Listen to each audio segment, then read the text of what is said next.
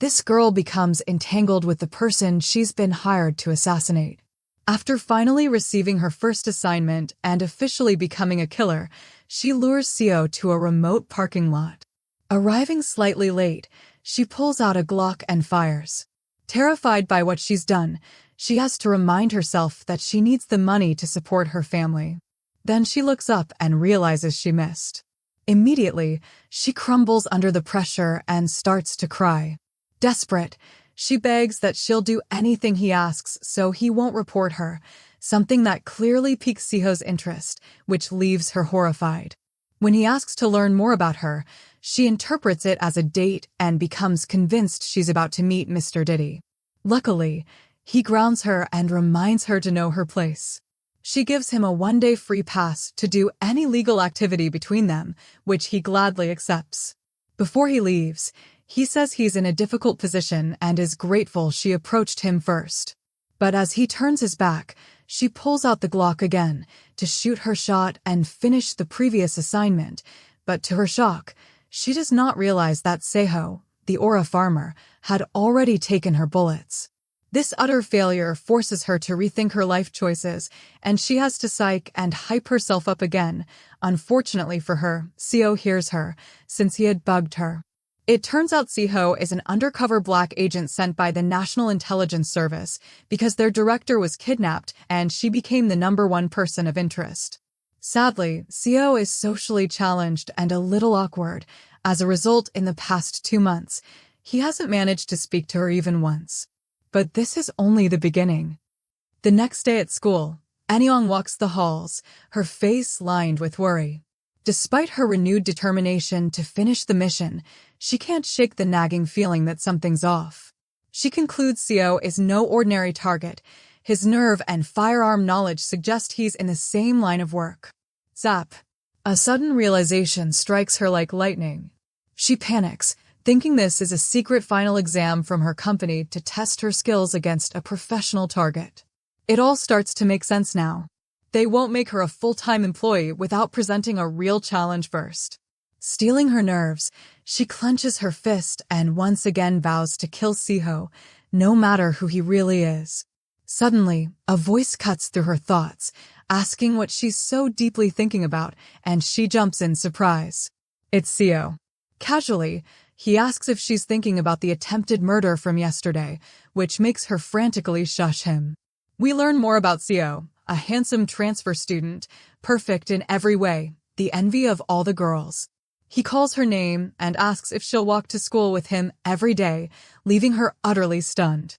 Outraged, she asks if he's joking and reminds him that she's supposed to be his. Well, she doesn't finish that sentence.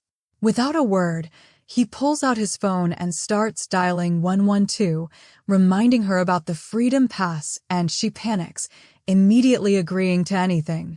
As they walk, he tells her they'll meet every morning, and she eagerly promises to be on time every single day. But as soon as his back is turned, her face twists into a villainous grin. She's already plotting his demise for tomorrow. She flashes him an overly sparkly thumbs up, and he glances back, completely bewildered by her sudden change in attitude. Why?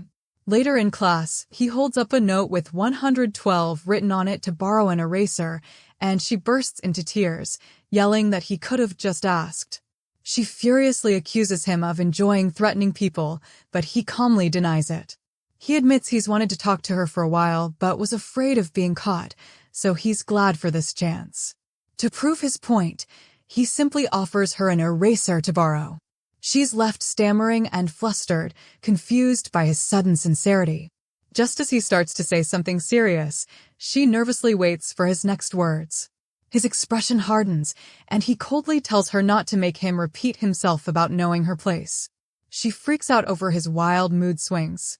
Holding the eraser he gave her, she sinks into silent thought, only for that thought to darken as she grips it tightly, eyes glowing with renewed murderous intent. She will definitely kill him. Her plan is simple. Wait for Seo to leave his seat, then follow him unnoticed and create an opportunity. Confidently, she boasts to herself about her elite tailing skills from the Killer Academy. This should be a piece of cake. Ding, dong, ding, dong. The bell rings, signaling the end of class, and she cheerfully thanks the teacher. Beneath her sweet smile lurks her sinister alter ego as she thinks that will be her last step. In a bizarre daydream, she lectures an imaginary class on how to annoy someone, the first rule being to stop mid-sentence. At lunch, other students invite Seo to eat, but he's already enjoying his pork cutlet while she watches with an unnervingly aged smile. She just sits there, not moving a muscle, keeping that eerie grin as he gets up.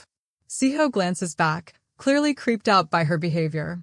Finally, at the end of the day, Seo tells her it's time to go home, but she's still waiting for him to leave first, her stomach growling in protest.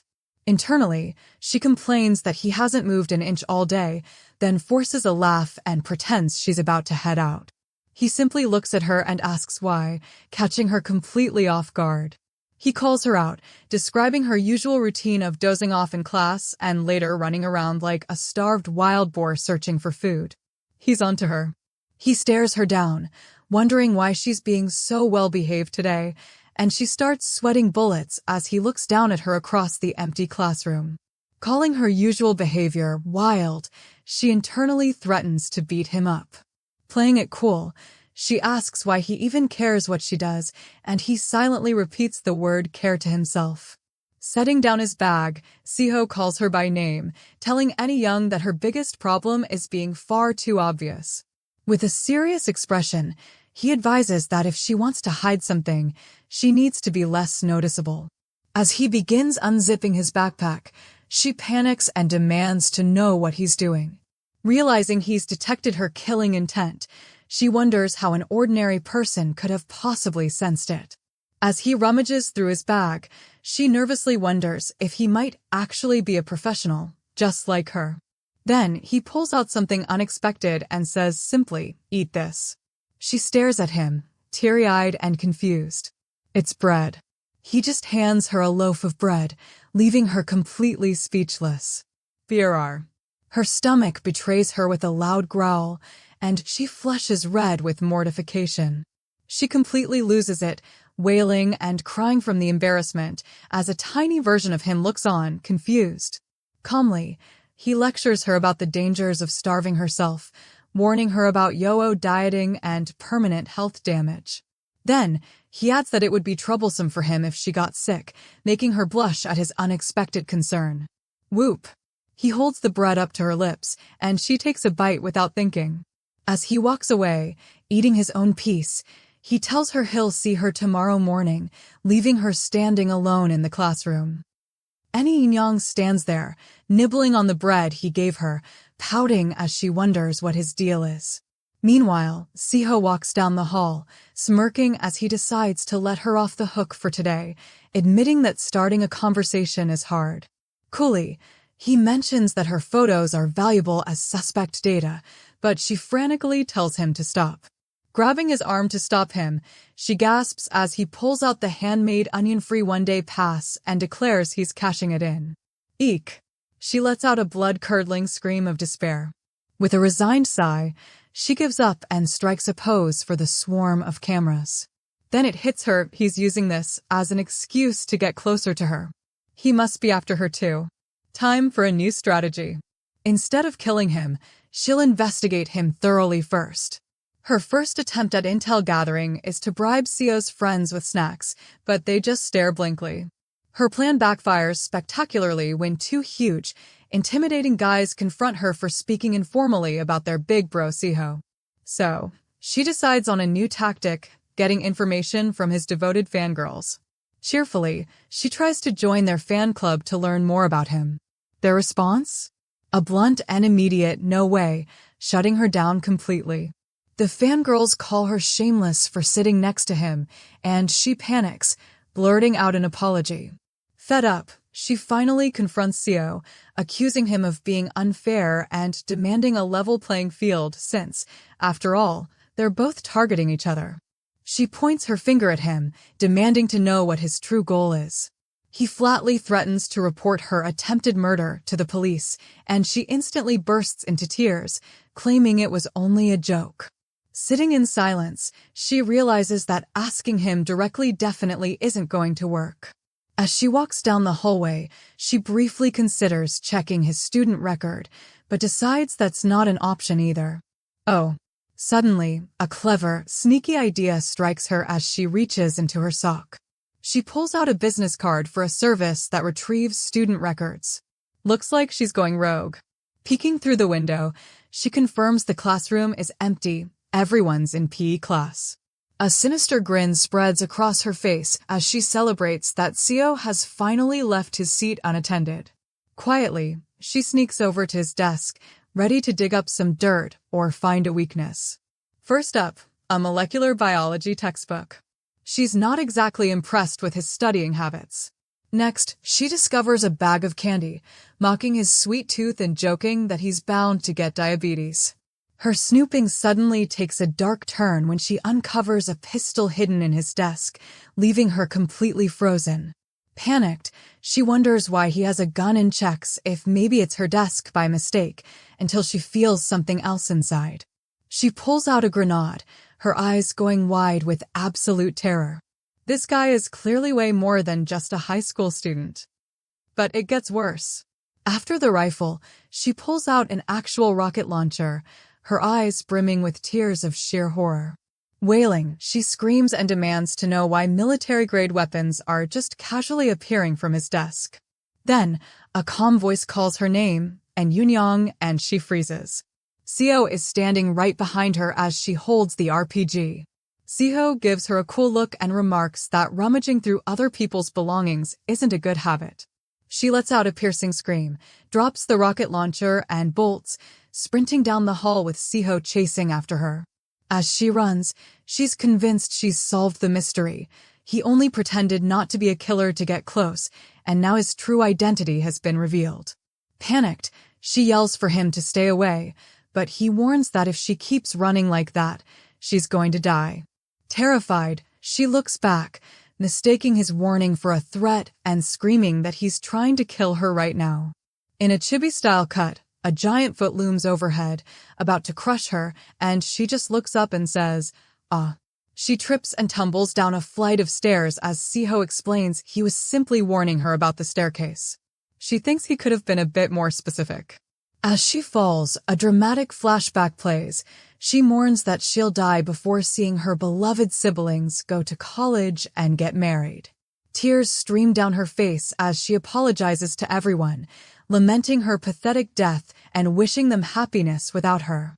Her fall abruptly stops as Seo catches her in a bridal carry, leaving her stunned and completely confused. He looks down at her seriously, and she can only stammer his name in disbelief. Still cradled in his arms on the stairs, she asks why he saved her instead of letting it look like an accident. He calmly tells her she's mistaken. She calls him a liar, accusing him of cornering her, but he explains that the teacher sent him. Then she demands to know about all the guns. He looks away and simply says it's time to go back, but she points a finger at his chest, still convinced he's a killer. He tells her to believe whatever she wants, adding that no matter what she thinks, nothing changes. Looking up at him, she blushes and nervously thinks that right now, what she really wants, he finishes her thought aloud, saying that all he wants is to know more about her. She immediately jumps to the wrong conclusion. He must like her. A thought bubble shows him thinking that now he can't kill her. Snapping back to reality, Seo scoffs that she was just pretending to be in danger, leaving her totally bewildered. As he carries her up the stairs, she awkwardly laughs it off, saying he could have just said so earlier, though she's still completely lost. Meanwhile, a boy with light green hair peeks from behind a wall, his expression dark as he vows he won't forgive someone. Later, Seo calls out to Yunyong, who's leaning back with an absurdly blissful look on her face, leaving him utterly baffled. We hear Seo's inner thoughts. Despite all his surveillance, he hasn't found any proof she's a kidnapper. So now, the only thing left is his phone screen shows mission notes. She seems far too stupid to be a kidnapper. The last place to check is her home. He considers using the Freedom Pass to visit, but decides it's too obvious, especially since her behavior's been erratic since the stair incident. He calls her name, and she turns with a blank stare. A male student stands beside her. She responds with a weird moo sound and asks what he wants, confirming his internal note that she's incomprehensible. He decides to prioritize the mission, keeping his distance and approaching his targets slowly and carefully. Desperate to understand her, he starts reading a self-help book on communication and romance, trying to decode basic social cues. He finds a line about all pain coming from relationships and thinks, good, that's clear, as if he's cracked some secret code. Meanwhile, Yoon sits alone on the steps, sulking over her twisted fate. Her target is a killer who likes her. She knows she should finish the mission for her family's sake, but her resolve is faltering. A memory of Seo holding her and confessing he wanted to know her better flashes in her mind, making her blush. She sighs deeply in frustration, only to hear a voice asking what she's doing there. It's Seo, who claims he heard her sighing all the way from the front gate, leaving her flustered. Trying to use what he learned from his book, he offers to listen to her troubles, but she explodes, shouting that he's the problem. Tearfully, she accuses him of being mean, yelling that she's been agonizing for days while he's remained completely clueless. Utterly confused by her outburst, Seo notes internally that he must have missed something and decides his best option is to retreat. Trying a new tactic from the book, he gives a creepy, sinister smile and suggests making peace, which only terrifies her further. She stammers in agreement, thinking he's scary, while he congratulates himself internally, believing his scary smile technique actually worked. He circles back again, offering to help with whatever's bothering her, saying he's an open person. Her expression softens hopefully as she asks if he'd really be willing to help her out. He says, of course, because they share a special relationship, then pauses, leaving her breathless with anticipation. He finishes with a deadpan stare, adding, an excellent employee relationship, while holding up her free one-day pass. Just as she's processing the disappointment, he flatly adds that it was a joke and asks if she actually believed him. She can only stare in silence as he says he understands now and that he'll head to class first. As he leaves, he mentions that her answer helped him figure things out, and she offers a small, confused smile, glad she could help. Wow. Then Yoon suddenly runs away, screaming, while a stunned Seo can only call out her name. Seo is completely lost, realizing he has no idea what he did wrong, and he starts worrying that if she keeps avoiding him, he'll miss his mission deadline. Desperate for a solution, he cracks open his trusty self-help book, hoping to find advice on how to fix his mistake. The book's advice for dealing with a crush is simple: apologize first, then talk it out, and if that fails, there's always a last resort. Meanwhile, in the bathroom, Yoon washes her face with renewed determination. She decides that this situation actually works out perfectly since he clearly has some hidden agenda. Staring at her reflection, she resolves to push aside her useless emotions and focus back on the mission. Giving herself a tearful, shaky pep talk in the mirror, she psychs herself up for what's next. Running out of the bathroom, she debates her next move. Should she make him suffer for wounding her heart, or seduce him to teach him a lesson? She gets right in his face and declares she's going to play him, warning Seo to prepare himself. He just calmly replies, go ahead. Standing her ground in the hallway, she goes silent after he nonchalantly agrees to keep her threat in mind. With a huff, she turns away, insisting that an apology won't work since she already knows he has ulterior motives. But she immediately spins back around, angrily telling him that it's fine, despite her obviously flustered expression. She lays down the new rules: no more talking, no more walking to school together, just enough distance so he won't call the cops on her. As she storms off, Seo concludes that she's genuinely angry and clearly has no intention of talking to him. Frustrated, she throws her hands up and lets out an exasperated sigh, still fuming as she walks away. Turning back, she yells at him for not getting the hint, but he cuts her off with a single deadpan compliment about her hair being pretty. His secret weapon, a page straight out of his self-help book on how to improve someone's mood with compliments, and it works like a charm. She immediately blushes and asks if he really thinks so, while he internally declares his mission a success. Now walking together, she tries to play it cool, saying it's not like a compliment is enough to forgive him, though she supposes anyone can make a mistake. She warns him to watch what he says from now on, and he calmly agrees to keep that in mind. With the mood completely shifted, she happily skips down the hall while he follows behind, the situation seemingly resolved for now. Later, outside, he catches her off guard by asking if he can go to her house, leaving her utterly shocked by the request. He offers not to use the free pass unless she says no, which earns him a panicked eek from her. Her suspicion skyrockets as she recalls his recent string of compliments, wondering if it was all just a ploy to get this invitation. When he asks if they should go, she can only stammer, "Shall we?" clearly unprepared for this. In an instant, she bolts, shouting for him to go to his own house, leaving him standing alone on the sidewalk. Seo wonders if his praise wasn't enough to convince her, but quickly realizes he's running out of time to come up with a new strategy. The scene shifts to a convenience store where Yoon arrives for her shift.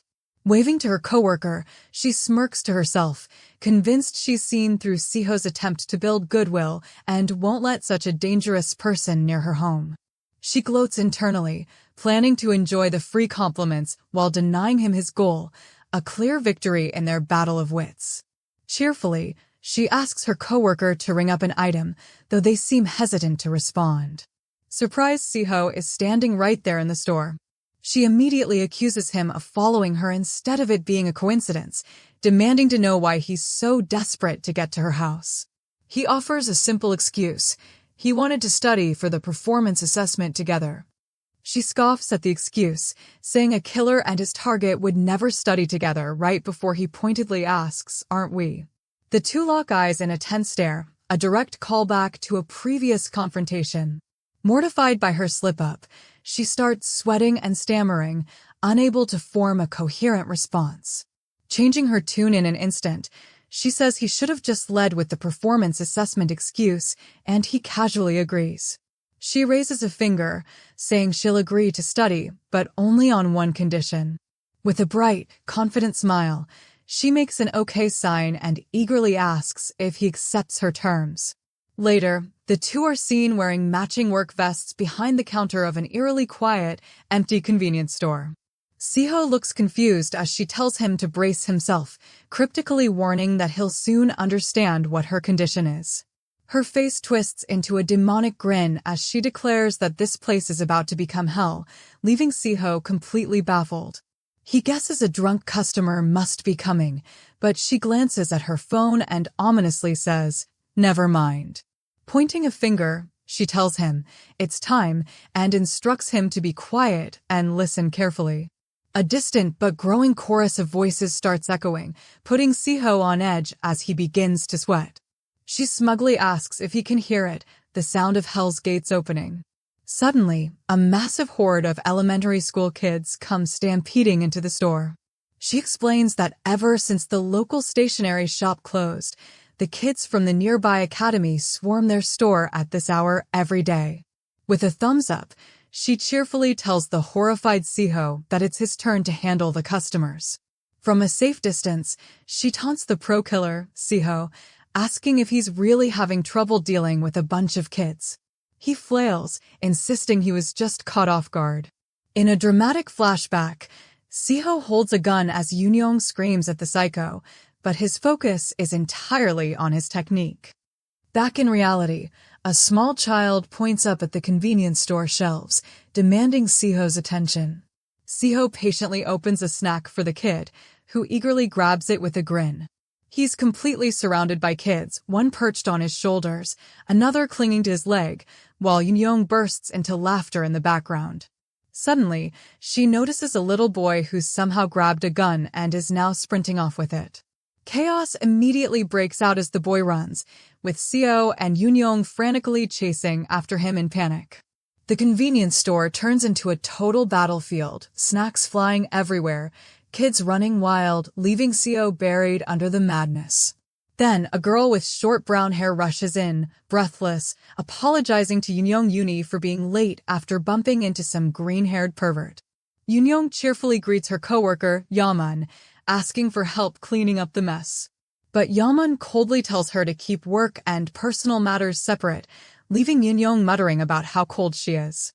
After that disaster, Yoon guides an exhausted Seo to a snack bar, announcing that it's her second part-time job. Seo realizes he's been there before during an investigation, prompting an angry Yoon to demand what his real reason is for showing up. The snack bar's boss greets Yoon with a grin, pleased that she's actually on time for once.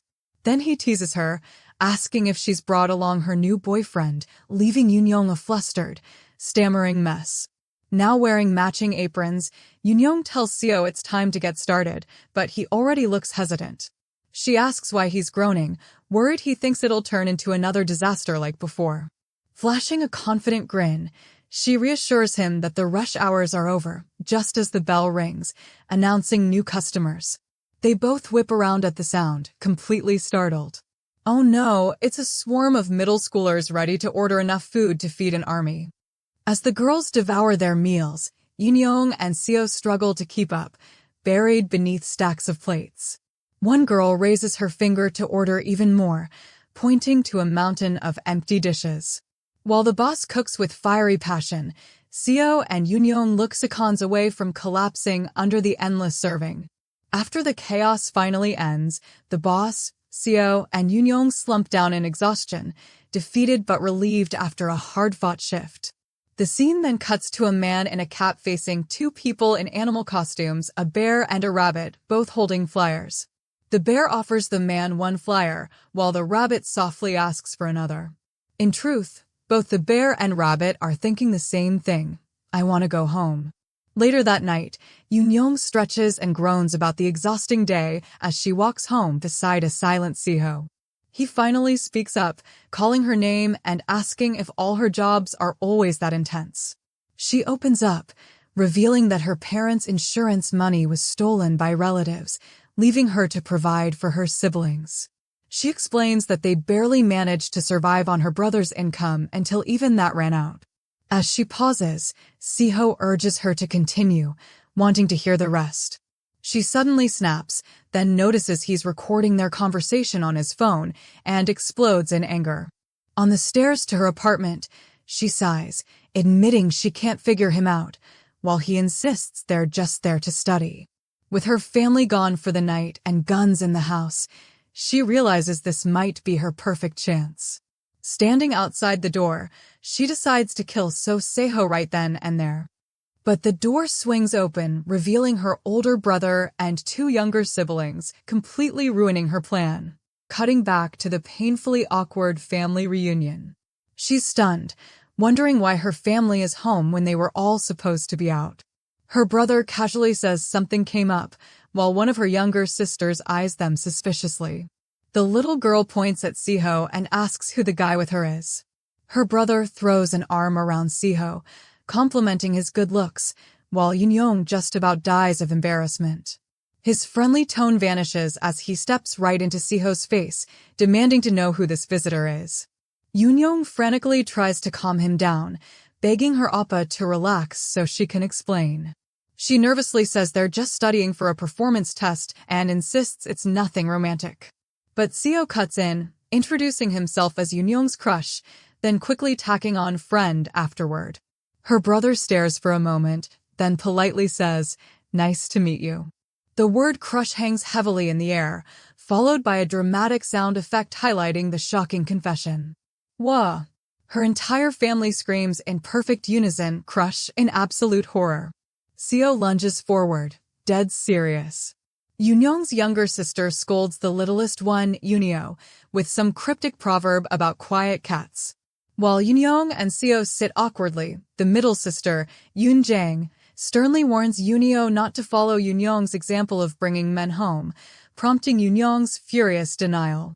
Desperately, Yoon tries to explain to her brother that Seo is only joking, but he's clearly unconvinced. He leans right into Seo's face, demanding to know if he really meant it. Seo's calm yes sends Yoon and her sisters into full-blown panic. When her brother asks if he's eaten, Seo simply says no, ignoring Yoon's shrieks that they already have. Her brother decides they'll settle it over dinner, leading a compliant Seo away. Left behind, Yoon screams in protest, chasing after them and crying as she tries to explain that he's just there to study and will be leaving soon. Inside, she's panicking, terrified that Seo's true goal is to expose her as a killer to her family. She knows she has to silence him. Her youngest sister, Yuno, calls her over, and she quickly forces a fake smile, trying to distract her with food. Things are going downhill fast. Yuno innocently asks if she's getting married, a question so brutal it leaves Yoon sobbing. The five of them sit around the dinner table in heavy, clattering silence. Her brother, On Yunho, directly addresses Seo to confirm his name, and he simply replies, yes. Yunho decides to properly introduce the family first, despite Yoon's desperate protests that it's unnecessary since Seo is leaving soon. He starts with the youngest, 9-year-old Yunio, who greets Seo brightly. Next is the second daughter, 14-year-old Unnie, too busy stuffing her face to say much. When it's Yoon's turn, he simply says Seo already knows her and skips her introduction, much to her sweaty annoyance. Finally, he introduces himself as the eldest son, On Yunho, and declares it's time to get down to business with friend Seo. With an intimidating glare, he lays down the rule, have dinner, then go home, end of discussion. Yoon silently applauds the decision. Yunho then launches into a lecture, scolding them for being together so late and insisting there must be boundaries to their relationship. He goes off on a classic kids these days rant, telling a very confused Seo that he should be focusing on his studies instead. Pointing his finger, he shouts at Seo to hurry up and get ready to leave. Meanwhile, Yoon peeks over the table, barely able to contain her glee. Inside, she's celebrating, thinking that her brother's awful first impression is the perfect excuse to get Seo out of her house for good. She tells Seo it won't work, insisting her APA is too strict. But Seo calmly responds, he never said that. While Yunho growls in the background, Seo agrees that it can't be helped. Yet Yoon smirks to herself, secretly deciding she has absolutely no intention of letting him come back. Just as she thinks she's won, Seo pauses and says he has something to do before he leaves, leaving her momentarily confused. He suddenly announces that he brought gifts for the family, a statement that sends a wave of shock through the room. Then, he places a large box on the table, presenting it directly to her stunned brother Yunho. Plot twist. He's come fully prepared with a brand new microwave, a smartphone, and a doll set, perfectly tailored gifts for everyone. Calling them a small token of appreciation, he leaves Yunho and the sisters staring in pure, unfiltered awe. As he bids them farewell and turns to leave, the whole family looks devastated to see their new favorite person go. In a stunning reversal, Yunho and Yoonjang latch onto Seo, begging their soon-to-be brother-in-law to stay, while Yoon screams at their betrayal. Now grinning, Yunho offers to bring fruit for their study session, and Seo graciously accepts, leaving Yoon completely defeated. Seo then asks to use the restroom, and a fuming Yoon grits her teeth, telling him to do whatever he wants. Left alone, she realizes the gifts weren't random at all, they were specifically chosen. That means he must have investigated her family. A horrifying thought dawns on her. What if his true target isn't her, but someone in her family? From down the hall, Seo calls her name, and as she turns, he simply says, you. Meanwhile, her brother happily prepares to pop open a bottle of champagne, asking when she'll finally start dating his brother-in-law, to which she threatens to pop him instead. As her siblings argue in the background, Seo stands in the doorway, his expression unreadable. The family quarrel escalates into chaos, and as Seo watches, his eyes narrow, as though confirming a dark suspicion might be true. Suddenly, Seo clutches his stomach, claiming he's got a stomachache and needs to postpone their studying. But as he turns, he's met with the barrel of a gun.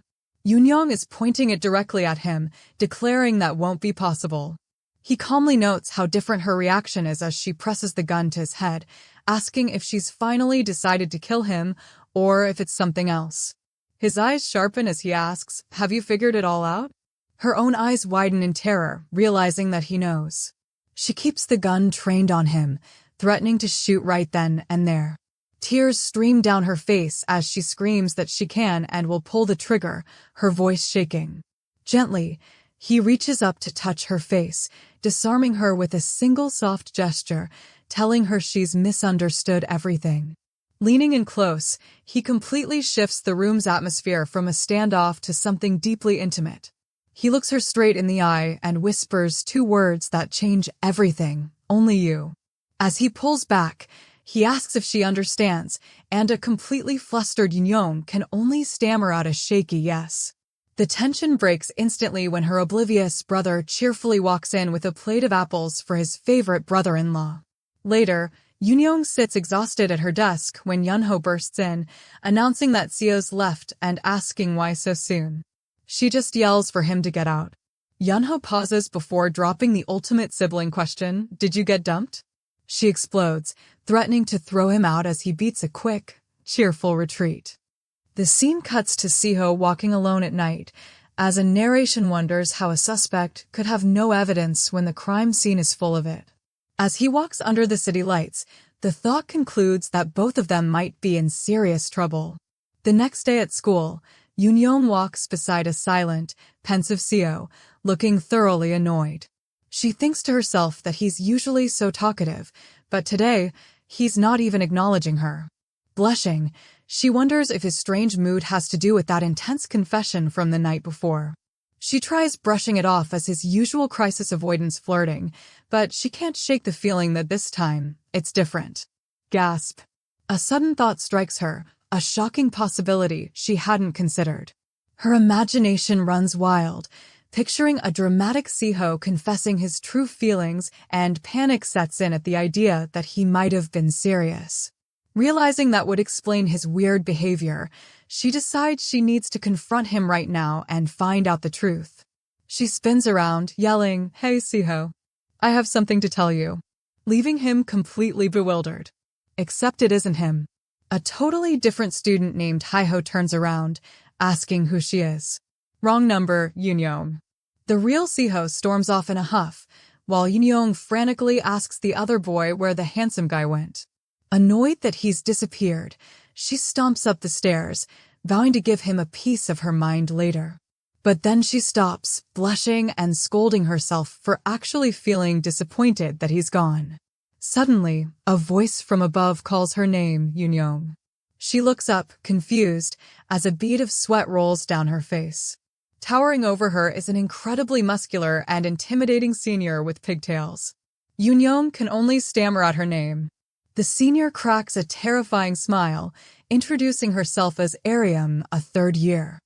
Yoon tries to sweet-talk her way out, but Ariam says she just has one question. As Yoon nervously tries to figure out what's happening, the senior's hand moves toward her. Ariam points directly at her, her voice dripping with menace as she says one word, "you." In the next instant, Ariam grabs her in a death grip, screaming that she's going to bury her, and Yoon realizes she means it literally. She bolts down the hall for her life, the terrifying senior chasing her and hurling insults. Crying, she spots some students and desperately calls for help. 3 girls notice the chase and rush forward, shouting that they have to help. But Yoon suddenly realizes they're Seo's fangirls. She screams for them to save her, hysterically explaining that a senior is trying to bury her, but her hope shatters when the girls yell for everyone to help Ariam catch her instead. Turns out, she's running from the fan club president. The mob closes in, pointing and shouting her name as a foot flies toward the camera. One of the girls rallies the crowd, shouting for everyone to chase her down and not let her escape. Wow. A full-blown horde is now chasing Yoon, shouting at her to at least explain why. From the back of the pack, Aries smirks while coolly advises her to surrender if she doesn't want to get hurt. The mob finally corners Yoon at a dead end, blocking the only exit and declaring there's nowhere left to run. Defeated, Yoon lowers her head, a shadow crossing her face as she accepts her fate. Aram laughs, misreading her despair for impressive composure in the face of certain doom. The senior grins, convinced she's finally found a worthy opponent to face. But Yoon isn't putting on a brave front. She's completely broken, collapsing into sobs and begging for her life. Now on her knees, she bows and pleads for mercy, listing the life goals she still wants to accomplish, even saying she wants to date. Aram replies that she can't let her go with so many people watching, then her tone darkens as she brings up dating. The senior erupts, accusing Yoon of being a vixen who's already seeing someone, leaving Yoon utterly shocked. With a furious roar, Aram raises her fists, threatening to rearrange Yoon's innocent acting face. Just as she's about to strike, the fangirls suddenly gasp, Siho has arrived at school. An unseen force sends the entire mob, Aram included, flying, clearing the hallway in a cloud of smoke. Young, somehow unhurt, can only stammer that she's been saved, tears still in her eyes. A hand is offered and a voice says, "Let's go." She looks up, confused. Towering over her is a boy with light green hair, telling her they need to find somewhere deserted. He guides her to a dusty old clubroom and declares them safe. She collapses to the floor in exhaustion, sobbing with relief, thanking him over and promising to repay him, but he calmly waves it off, saying it was no big deal. The green-haired boy correctly identifies Yoon, and she's shocked that he knows her. Thump, he drops a bombshell. He knows she was chased by Siho's fan club. He explains it's because of a problematic photo that's been circulating and offers to show her. Nervously, she takes his phone. Her expression darkens with dread as she sees the screen. It's a professional-looking headshot of Siho, and she wonders where anyone would even get a photo like that. The junior suddenly panics, screaming that it's from his personal collection and demanding she give it back. Stain culture is wild. Flustered, he quickly swipes to reveal the real scandalous photo, and she's left speechless. The picture shows her and Siho from behind, looking like a couple, and she finally understands why the fan club attacked her. She's furious, yelling that they tried to kill her over one stupid photo, but her anger quickly melts into a blush as she giggles that it kind of feels cool, like being a celebrity. Her mood shifts again when she studies the picture more closely and notices something very odd. She points out she's never held hands with Siho like that. She's never been to the place in the photo, and, besides, the picture makes her look much taller than she actually is. The junior suggests someone must have faked the photo and spread it on purpose. He turns his back to her and, grim, confirms her theory while she does the classic mind-blown gesture. His expression then goes cold and menacing. In his inner monologue, his true mission slips out, to erase her from the world. And the junior is revealed as Yu Cheong, an underage agent of the National Intelligence Service. A flashback shows his tragic past. As a child, he watched a foreign agent kill his mother and then saw his own life threatened. The young Chang screams as the attacker closes in. In the nick of time, another agent, a young Siho, intervenes, grabbing the attacker's blade with his bare hand to save the boy. Years later, Cheong becomes a black agent just like his hero, and his first mission is assigned to monitor and protect the very person he admired, Siho. But his true objective in his mind is to save Siho from the supposed danger of Yoon's seduction. Back in the present, he confesses everything in his thoughts. He edited the photo, spread it, and incited the fan club to attack her. Wearing a terrifyingly evil grin, he thinks that in this CCTV blind spot, she's about to meet her end. His murder plot is abruptly interrupted by an oblivious Yoon, who pats him on the back and says they should get to class. Panicking, he warns her the fan club won't give up, claiming even the teachers might be involved since the chairman's granddaughter is a member. Eek, she's horrified, and he insists the information is reliable, saying they need to stay hidden for now. Before he can finish, she suddenly looks at him with a serious expression that makes him tense. Then she gushes about how pretty his green hair is. He awkwardly explains it's genetic. Yoon pouts, saying she'll only believe what Seo tells her, and Cha-dong weakly suggests they think things over. He tells her not to worry and just stay put, trying to regain control. She pulls out her phone and announces she'll call Siho to come get her, sending Seong into full panic.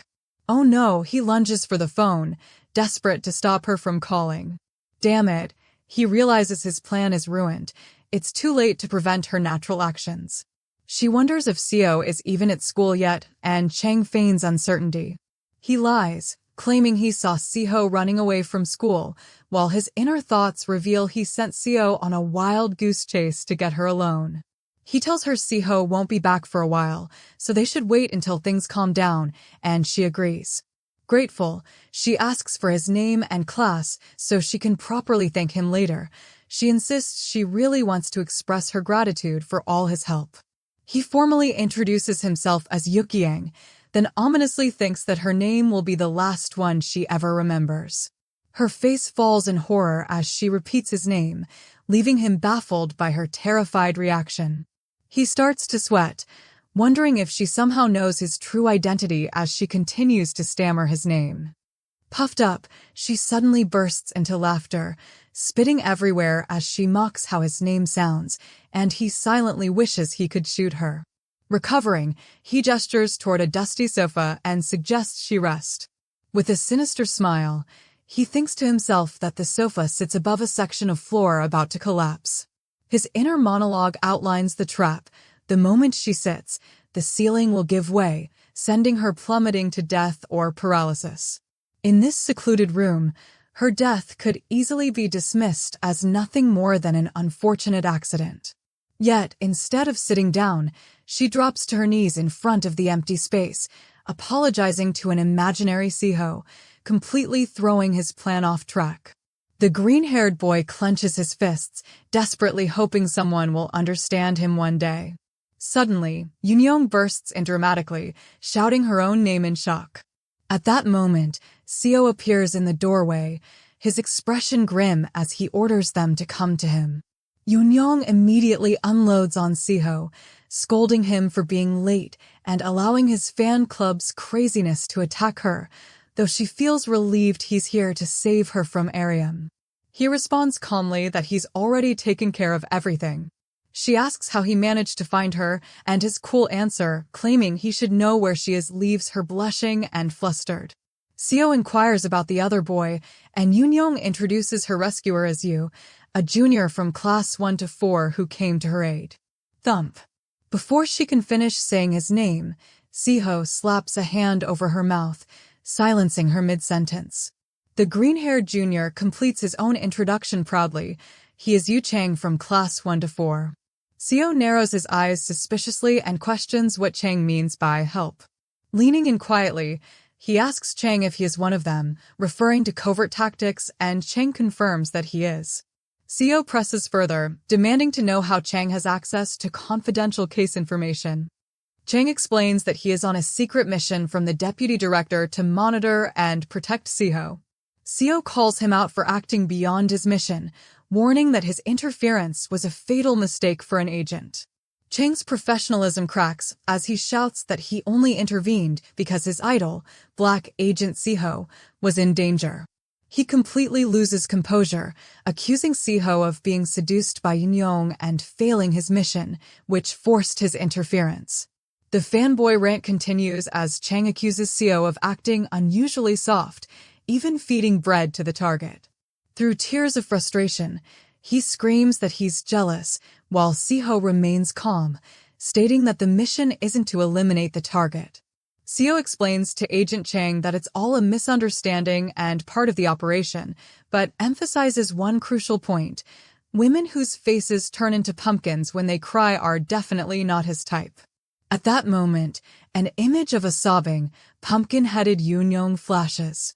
Overhearing the odd remark, Yoonyoung asks why they're talking about pumpkins, and Chang quickly covers, saying they just discovered a mutual dislike. Yoonyoung brushes it off, telling them to hurry to class as the trio heads down the hall together.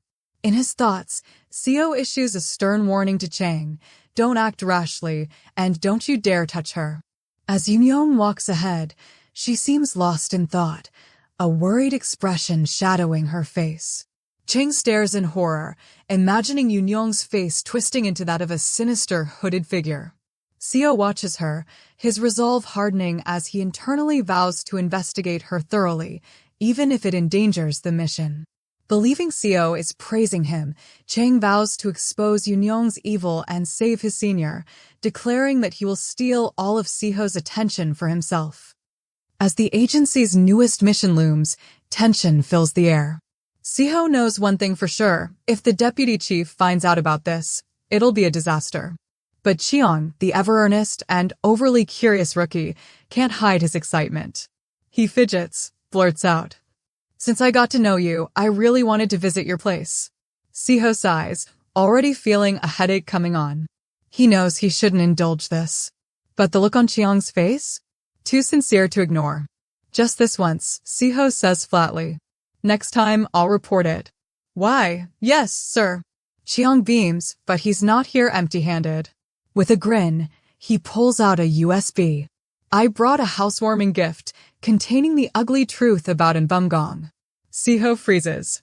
What's this kid thinking, dropping classified info like it's candy? Later that evening, at Seo's apartment, Cheong looks around in awe, acting like he's stepped into a spy museum. Whoa, the kitchen that reveals your cooking skills. The chalkboard full of mission notes and deep thoughts. Seo just stares. Cheong even points at the sugar wrappers scattered on the floor. And the sugar wrappers from intense brain work. No wonder top agents are raised in places like this. "Are you mocking me, agent?" Seo mutters. Cheong clasps his fists dramatically. "How could you say that? I became an agent just to meet you." He had worked so hard for this moment, sleepless nights, endless drills, every ounce of energy poured into one goal, to become an agent like his senior. His voice was filled with pride and a touch of desperation as he spoke, smiling brightly despite the exhaustion beneath his eyes. The senior, ever calm and unreadable, gave a simple nod, acknowledging his effort with quiet acceptance. But the younger agent's enthusiasm refused to fade. "Then, as a rookie, can I ask for a favor?" he said with a grin that hinted at mischief. The senior hesitated. "Can I have the t-shirt you're wearing? I've always wanted one of your shirts." A sigh. "I'll report this to the deputy chief." The younger laughed nervously, waving his hands. "Kidding. Kidding." To his senior, he was like an overexcited cousin during the holidays, loud, intrusive, impossible to ignore. Moments later, the rookie's voice echoed again from across the office. "Ack." The senior turned, startled. "What happened now?" The rookie beamed, proudly holding up a knife. "Found your knife. Can I keep one as a souvenir?" The senior's silence said everything. "Be reasonable," he muttered. The rookie only chuckled. "Yes, sir." Always collecting, always meddling, a sneaky collector of memories that weren't his. But his curiosity was genuine. "Now that I've looked around, I'd like to observe the use." "If that's okay." "Of course." He scurried to the desk. "Mind if I use your laptop?" The senior wordlessly handed it over. "Power." "Here it is." "Is this password your birthday?" the rookie teased. "I told you to keep it appropriate." "Yes, sir." But the moment he logged in, his eyes widened. The screen reflected rows upon rows of photo files, all of the same woman. As senior, this is insane. What is it? Did I get a virus or something? No.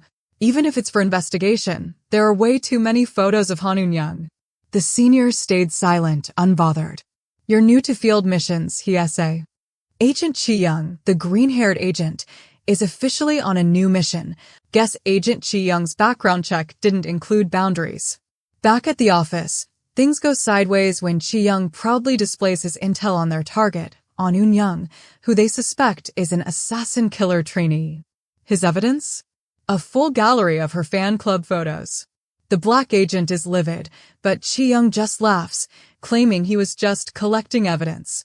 His level of stalking is less intelligence agent and more world-class superfan. The black agent finally puts his foot down, establishing the wall between them and making it clear the mission is strictly observation. He warns Chi-young not to cross the line. Chi-young, however, is too hyped to be an agent tasked to look into an assassin-killer trainee to listen. Once Chi-young is gone, the black agent reviews the files and finds a contradiction. Han Eun-young has 0 violence records. The black agent realizes the beautiful suspect is not someone who could kill or hurt anyone and must have been an unwitting accomplice. He muses about her involvement, but in the end, the target herself, An Eun-young, is just tying up her hair, smiling, and thinking, I just want to go home. It turns out the biggest threat in this whole operation isn't a killer trainee, but Agent Chi-young's severe lack of chill.